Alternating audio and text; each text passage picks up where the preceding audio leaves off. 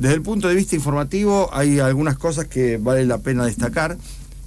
porque por otra parte tampoco se va a ver demasiado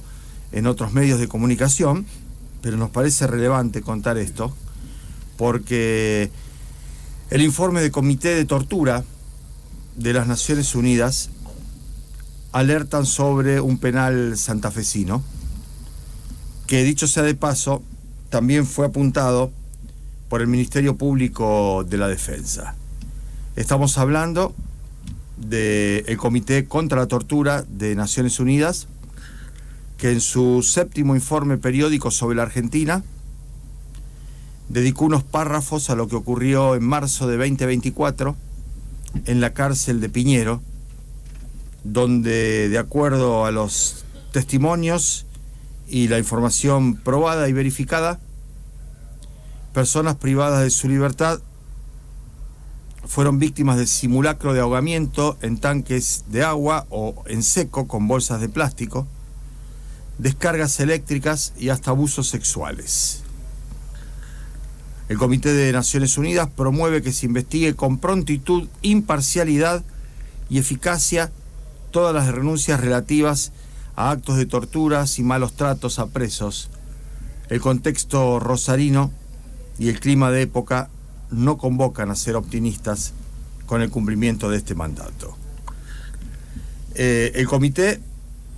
destaca con detalles y precisión la gestión del Ministerio Público de la Defensa, que habla de 241 víctimas que reportaron 830 episodios de torturas, malos tratos y otra forma de afectación de los derechos en las cárceles. El Comité de Tortura de Naciones Unidas dio a conocer en las sesiones celebradas el 12 y 13 de noviembre pasado y aprobó en las reuniones del 25 y 26 las presentes observaciones finales, de acuerdo al documento al que accedió Rosario 12, que publica hoy en la portada esta información con una fotografía que en su momento había levantado polémica, que había generado críticas y cuestionamientos de algunos sectores del periodismo, por supuesto ni todos ni la mayoría, de una fotografía de la cárcel a lo Bukele, con los detenidos con las manos esposadas detrás de la espalda, sentados en fila, conformando una imagen que, como decíamos antes, remitía a las cárceles donde las maras están detenidas en un país en donde efectivamente el respeto por los derechos humanos no es una característica distintiva. Claro que rápidamente aparecerán aquellos que empiecen a discutir o a cuestionar lo que pasa en el país y a minimizar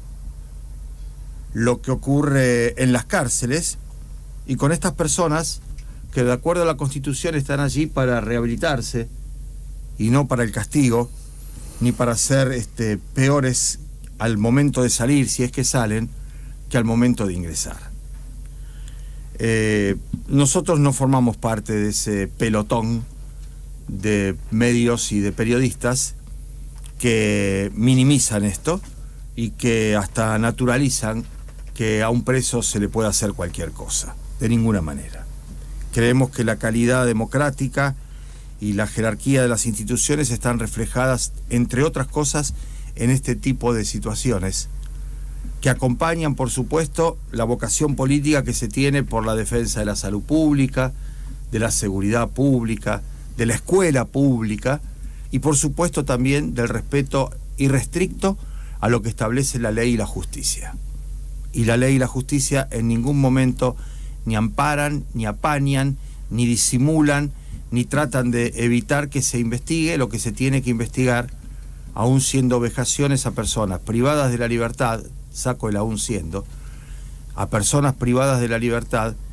en cárceles que, como dice la Constitución, deben ser para su recuperación social y no solo para el castigo. Esto está publicado, insistimos, diría, y no quiero ser exagerado, exclusivamente en Rosario 12, que a lo largo de otros meses y otras notas,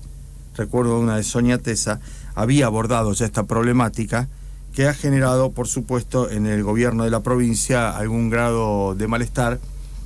que independientemente de esa sensación debería desembocar en una explicación y fundamentalmente en la aceptación de la investigación que debe hacerse de manera, diría yo, cabal y ajustada a derecho. Eso en el ámbito nacional, provincial. En el ámbito nacional hay preocupación también por el famoso clima de época, ¿no? Porque Carlos Presti, que es el militar, el teniente general que asumió como ministro de Defensa en lugar del radical Luis Petri, ha empezado a consolidar un perfil pro dictadura en el nombramiento de sus funcionarios. Sin ir más lejos, Guillermo Madero, que era el secretario de Defensa, subsecretario de Defensa, ahora es el jefe de gabinete, además de ese ministerio, se ha caracterizado por boicotear en todo lo que pudo la búsqueda de los bebés robados por el terrorismo de Estado, desacreditando y menoscabando la tarea titánica de las abuelas de Plaza de Mayo, también las madres, pero las abuelas fundamentalmente, y propiciando las visitas a los represores que están presos por crímenes de lesa humanidad. Esto ocurre ante una actitud impasible, diría yo, de los diferentes sectores de la sociedad, no solo de la política, ¿no?, sino de otros sectores sociales que asisten a este cambio de paradigmas, en donde se ponen en cuestión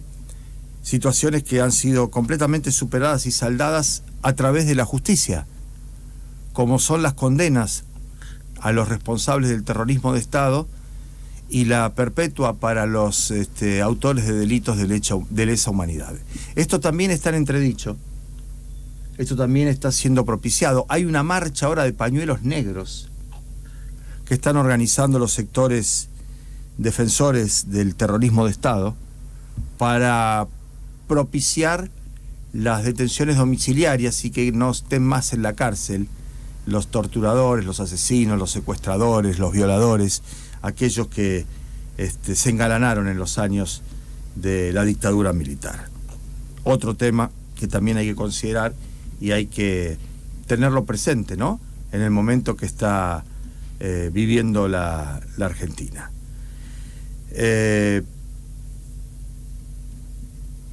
Luego de eso, y yéndonos ya al terreno económico, se ha adelantado a través de la jefatura de gabinete, que ejerce ahora Adorni, que era el vocero presidencial, un vocero el que transmite, diría yo, de manera más fiel el pensamiento de Milei, ¿no? Y que a nosotros en algún momento nos llevó a pensar su actitud de arrogancia, de ignorancia, combinadas ambas cosas, que iba a durar poco, sigue escalando, sigue ascendiendo en el nivel de responsabilidades dentro del gobierno. Bueno, dijo que va a comenzar una especie de auditoría en todo el gabinete, en todas las áreas del gobierno, para reducir el personal en un 10%. Recordemos que Adorni, cuando asumió en su cargo de vocero, multiplicó por 10 la cantidad de personas que había en la Secretaría de Prensa de la Presidencia de la Nación. Ahora él anuncia, efectivamente, que va a haber una reducción, o sea, despidos otra vez en el área de la administración pública, para seguir enarbolando la motosierra, ¿no? Eso es lo otro que también está destacando el propio